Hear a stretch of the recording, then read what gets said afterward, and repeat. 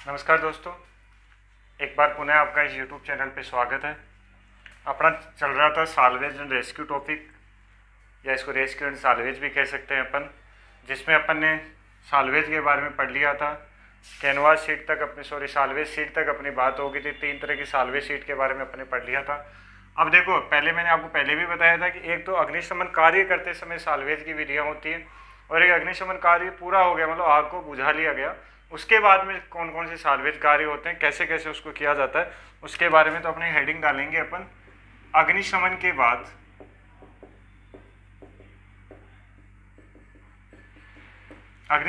बाद साल्वेज कार्य करने की विधियां।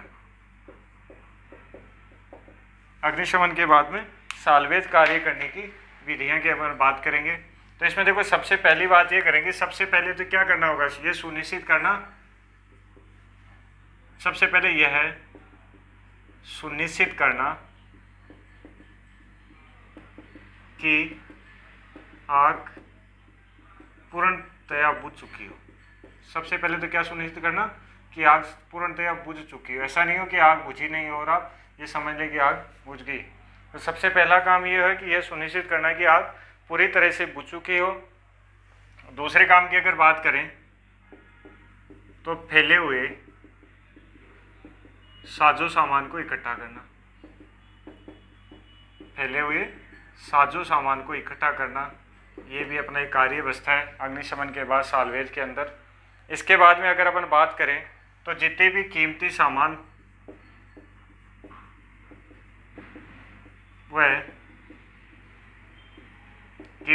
व गहने आदि की लिस्ट यानी सूची बनाकर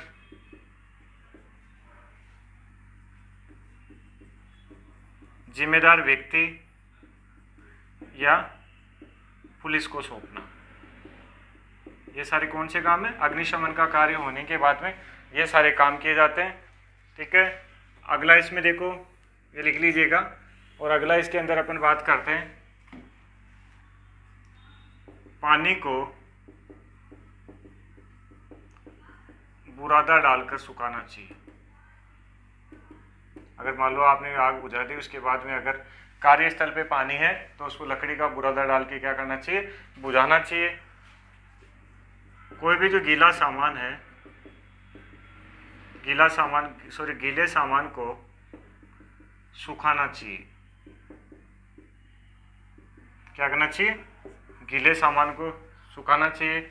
अगर अगली बात करें तो कोई भी सामान अगर वो साल्वेज सीट से ढका हुआ है तो क्या करना चाहिए, साल्वेज सीट को क्या करना चाहिए, हटा देना चाहिए, जिससे सामान सूख जाए।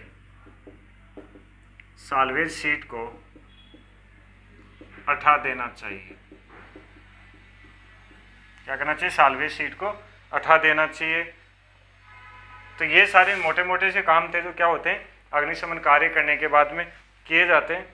अब देखो, अगर अपन एक तरीके से बात करें तो अग्निशमन जो व्यक्ति अग्निशमन करता होता है, उसके अगर ड्यूटीज़ की बात करें, कर्तव्य की बात करें, तो सबसे पहले क्या करना चाहिए, मैंने पहले भी आपको बताया।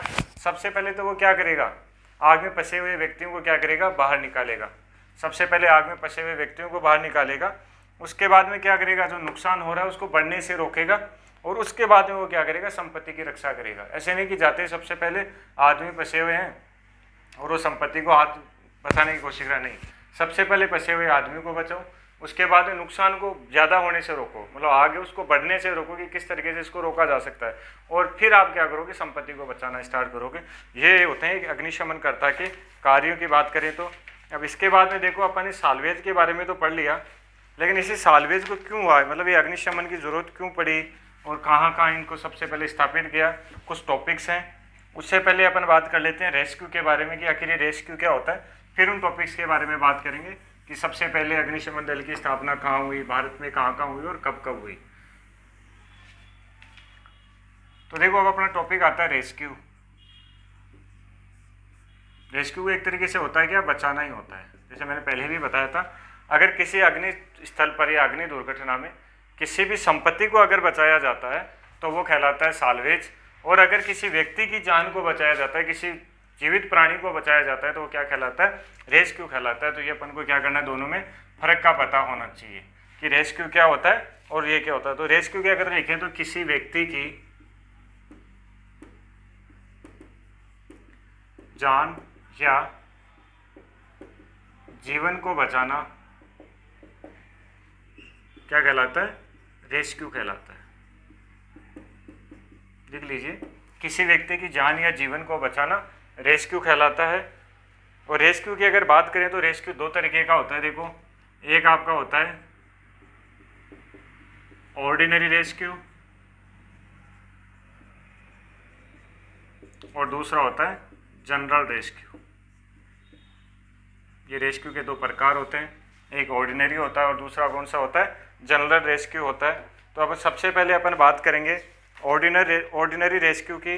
तो देखो, बिल्कुल सी नॉर्मल सी बात है, इसको कह सकते हैं अपन ऑर्डिनरी रेस्क्यू या ऑर्डिनरी बचाव कार्य। क्या कह सकते हैं, ऑर्डिनरी बचाव कार्य, और इसको क्या कह सकते हैं अपन, जनरल बचाव कार्य। रेस्क्यू का मतलब ही बचाव करना होता है। तो ऑर्डिनरी बचाव कार्य और जनरल बचाव कार्य, ये रेस्क्यू के दो प्रकार होते हैं। अब देखो, ऑर्डिनरी का मतलब भी जन सामान्य ही होता है। तो ऑर्डिनरी में तो क्या होता है, देखो अमूमन जब कभी आग लगती है तो अपन क्या देखते हैं कि अपन भी, जैसे आप मान लो अग्निस्थल पे मौजूद हो, आपने देखा है कि आग में काफ़ी सारे लोग फंसे हुए हैं, वो घबरा रहे हैं, तो अपन उनको क्या करते हैं, धैर्य बंधाते हैं। धैर्य बंधाते हैं, जैसे मान लो वो कूदने की कोशिश कर रहा है तो अपन उसको रोकने की कोशिश करते हैं, या उसको ऐसी जगह पे ले जाके कूदने के लिए बोलते हैं, या ऐसी जगह जाने के लिए बोलते हैं जहाँ पे धुआं कम और वो सुरक्षित हो। तो ये जो सब अपन कार्य करते हैं ना नॉर्मली, ये सब क्या कहलाते हैं, ऑर्डिनरी रेस्क्यू के अंदर आता है। तो ऑर्डिनरी रेस्क्यू में देखो, जो सारे काम, जैसे दुर्घटना स्थल पर मान लो कोई आदमी फंसा हुआ है, ठीक है, वो घबरा रहा है, वो कुछ ऐसा अनुचित कदम उठाने की कोशिश कर रहा है जो उसको नुकसान पहुंचा सकता है, तो अपन क्या करेंगे, उसको धैर्य बंधाते हैं कि भाई नहीं, आपको ऐसा काम नहीं करना। जहाँ पे वो घबरा रहा है या धुआं ज़्यादा है तो उसको कम धुएं वाले सेक्टर की ओर गाइड करते हैं। तो ये सारे कार्य किस में आते हैं, ऑर्डिनरी रेस्क्यू के अंदर शामिल किए जाते हैं। तो मेन अपन पढ़ेंगे वो जनरल रेस्क्यू के बारे में पढ़ेंगे कि जनरल रेस्क्यू में क्या होता है। देखो, ऑर्डिनरी रेस्क्यू तो मैंने आपको बता दिया कि किसी को धैर्य बंधाते हैं या कुछ अप्रत्यक्ष रूप से अपन उसकी कोई सहायता करते हैं, ठीक है। जैसे मान लो आपने बोल के धैर्य बंधाया या ऐसी जगह गाइड किया, जो किसी को अपन जैसे नॉर्मली अपन लोग करते हैं, फायरमैन के अलावा वो सारे कौन से होते हैं, ऑर्डिनरी रेस्क्यू होते हैं। तो रेस्क्यू में देखो, जनरल रेस्क्यू के अंदर अपन बात करते हैं, ऑर्डिनरी तो बिल्कुल नॉर्मल सा था, अपन बात करते हैं जनरल बचाव कार्य की। जनरल बचाव कार्य की अपन बात करते हैं। क्या होता है जनरल बचाव कार्य, वही हो गया। अब इसमें देखो, ये बचाव कार्य दो तरीके से होता है। एक होता है बिना उपकरणों की सहायता के, बिना उपकरणों की सहायता के ये कार्य होता है, और एक होता है उपकरणों की सहायता से।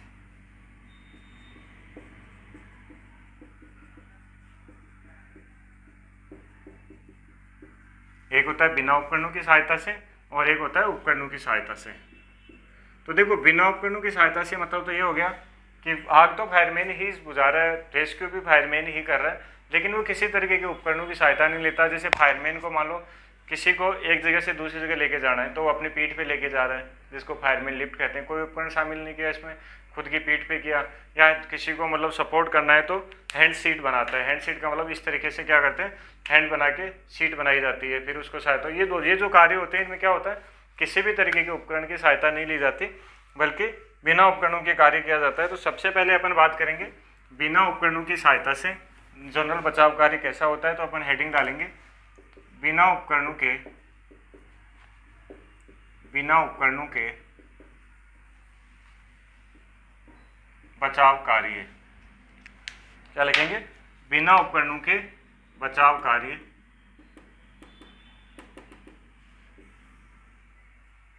सही से लिख देता हूं अगर दिख नहीं रहा होता आपको। बिना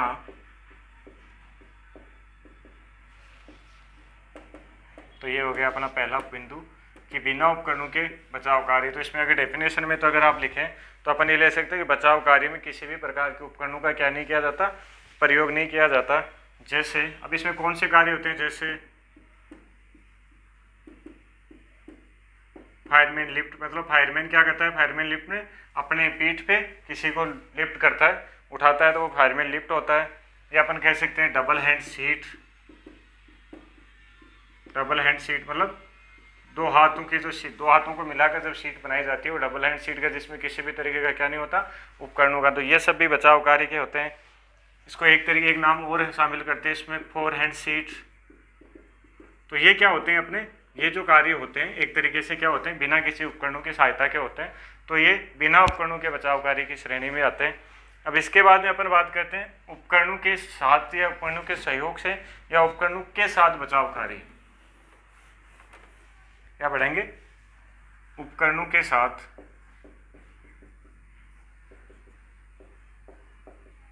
बचाव कार्य।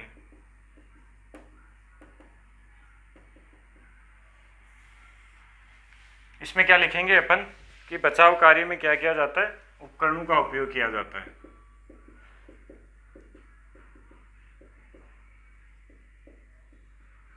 बचाव कार्य में उपकरणों का उपयोग किया जाता है। ठीक है, बचाव कार्य में उपकरणों का उपयोग किया जाता है। फॉर एग्जाम्पल जैसे सीढ़ी कह सकते हो या लेडर कह सकते हो, सीढ़ी या लेडर का प्रयोग। तो देखो अगर आपको ऊंचाई पे कार्य करना है तो जाहिर सी बात है सीढ़ी और लेडर का प्रयोग करके आप क्या करोगे, ऊपर चढ़ोगे। तो ये क्या हो गया, एक तरीके से उपकरणों के साथ बचाव कार्य हो गया। या दूसरा अपन बात कर सकते हैं जैसे जंपिंग सीट का प्रयोग। जंपिंग सीट, जंपिंग सीट का प्रयोग क्यों किया जाता है, इसका प्रयोग किया जाता है ऊंचाई से कूदाने के लिए, मतलब सीट रख दी और फिर कूदने के लिए बोला जाता है, ताकि क्या होता है उसको किसी तरीके की इंजरी नहीं होती। तो ये सारे क्या हैं, उपकरण हो गए। इसके बाद में जैसे अपन रस्सू का प्रयोग भी करते हैं, तो रस्सू के प्रयोग से अगर बचाव कार्य हो रहा है तो कौन सा होता है, वो उपकरणों के साथ होता है। तो देखो इस तरीके के हैं, कुछ और हैं, इनको मिटा के नीचे लिख देता हूँ मैं। स्ट्रेचर का प्रयोग, जैसे कोई भी घायल है उसको ले जाने के लिए क्या किया जाता है, स्ट्रेचर का प्रयोग किया जाता है। आगे लिख सकते हो चाहे, घायल को ले जाने के लिए, घायल को ले जाने के लिए इसका प्रयोग होता है, स्ट्रेचर का प्रयोग होता है। साथ में अपन देखो अगर अंधेरे वाली जगह हो तो क्या किसका प्रयोग किया जाता है, टॉर्च का उपयोग किया जाता है। ठीक है, फिर जैसे अपन बात करें कि जैसे ये तो टॉर्च का हो गया, फिर जैसे श्वसन संयंत्र का प्रयोग भी इसमें किया जाता है। जहाँ पे ऑक्सीजन की सप्लाई कम होती है तो किसका किया जाता है, श्वसन संयंत्र का उपयोग भी इसमें किया जाता है बचाव कार्य में। साथ में देखो अलग अलग बचाव कार्य होते हैं। जैसे मान लो आप पानी में बचाव करो, साथ में देखो एक चीज़ और लिख लो, जैसे सीढ़ी तो हो गया अपना, जैसे बेल्ट का प्रयोग भी किया जाता है।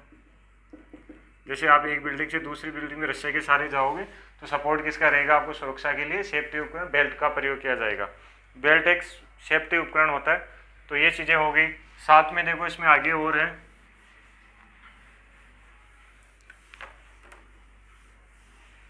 आगे अगर अपन बात करें तो देखो पानी में बचाव। अब पानी में बचाव करने के लिए देखो कौन कौन से उपकरण आते हैं। जैसे आपका सबसे पहली बात करो तो आपका स्विमिंग सूट हो गया,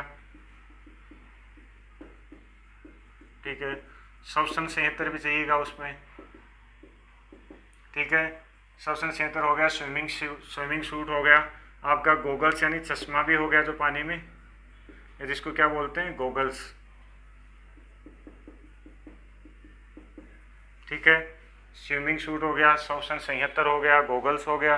गोगल्स के बाद में अगर बात करें तो अपन लाइफ लाइन हो गई, या फिर सेफ्टी जैकेट भी जिसको बोल सकते हैं, क्या होगी, लाइफ लाइन होगी, सेफ्टी जैकेट होगी। तो ये सारी चीज़ें क्या होती है अपन को, जब पानी में अपन बचाव कार्य करते हैं तो इनकी क्या होती है, अपन को ज़रूरत होती है। अब देखो फिर इसके बाद कोई सीमित स्थान है, जैसे कंजस्टेड जगह है, कह सकते हैं सीमित स्थान पर अगर आपको क्या करना है, बचाव कार्य करना है, तो आप क्या करोगे, टॉर्च का प्रयोग करोगे। एक तो टॉर्च का उपयोग करोगे, सीमित जगह पे टॉर्च का उपयोग करोगे। साथ में आप किसका प्रयोग करोगे, श्वसन संयंत्र का प्रयोग करोगे। तो ये सारे क्या हो गए, अपने उपकरणों के साथ बचाव कार्य करने के हो गए कि कैसे कैसे किस जगह पे किस उपकरण का प्रयोग किया जाता है। तो ये था एक तरीके से अपन बात करें तो अपने रेस्क्यू का टॉपिक। अब इसमें देखो कुछ चीज़ें हैं जो अपन को जानना बहुत ज़रूरी है। जैसे अन्य महत्वपूर्ण तथ्य लगा के अपन कुछ लिखेंगे जो अपने फायर सर्विस में सबसे पहला जानकारी होनी चाहिए अपन को इसके बारे में। तो अपन बात करते हैं, देखो कि सबसे पहले जो साल्वेज कार्य है ये कहाँ पे चालू हुआ। तो अपन लिखेंगे साल्वेज कार्य, हेडिंग डाल लेना, देखो अन्य महत्वपूर्ण तथ्य, क्या लिखोगे, अन्य महत्वपूर्ण तथ्य। इसमें पहला लिखेंगे साल्वेज कार्य इंग्लैंड के लिवरपूल, साल्वेज कार्य इंग्लैंड के लिवरपूल शहर से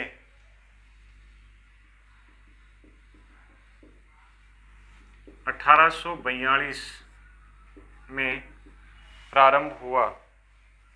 साल्वेज कार्य इंग्लैंड के लिवरपूल शहर से 1842 में क्या हुआ था, प्रारंभ हुआ।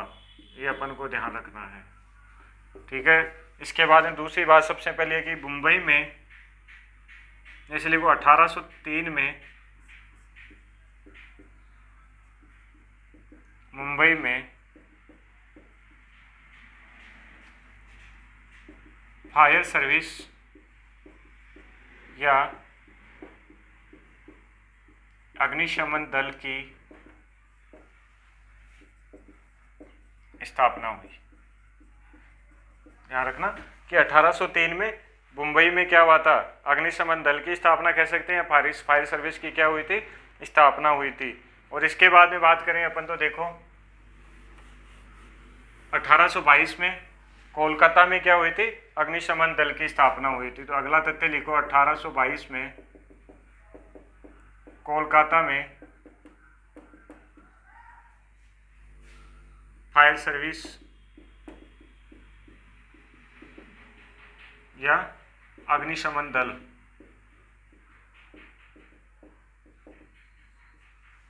की स्थापना हुई। 1822 में कोलकाता में फायर सर्विस या अग्निशमन दल की क्या हुई, स्थापना हुई। इसके बाद में देखो मैं आपको बताऊं कि अपने दिल्ली में कब हुई, तो 1944 में क्या हुई, दिल्ली में ये स्थापना, 1944 में दिल्ली में क्या हुई, अग्निशमन दल या फायर सर्विस की स्थापना हुई।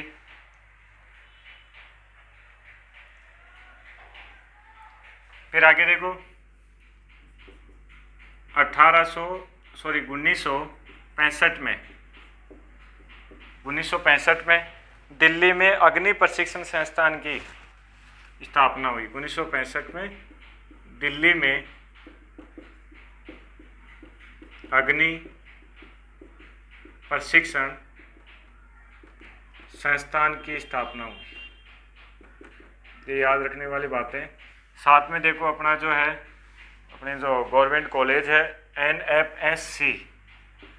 एनएफएससी की स्थापना 1956 में हुई। तो ये थे कुछ डेटा जो अपन को क्या करने, याद रखने हैं। अब इसके बाद में देखो बात आती है, जैसे आपका फायरमैन दिवस कब नेशनल फायर डे कब मनाया जाता है, नेशनल सेफ्टी डे कब मनाया जाता है, और international fire day, fire fighting day कब मनाया जाता है। तो ये सब चीज़ें हैं, ये कुछ महत्वपूर्ण डेटाज होते हैं, तथ्य होते हैं, जिनके बारे में अपन को क्या करना है, ध्यान में रखना होता है। तो देखो इसी के साथ अपना साल्वेज और रेस्क्यू का जो बच गया था टॉपिक, वो आज अपन ने पूरा कर लिया।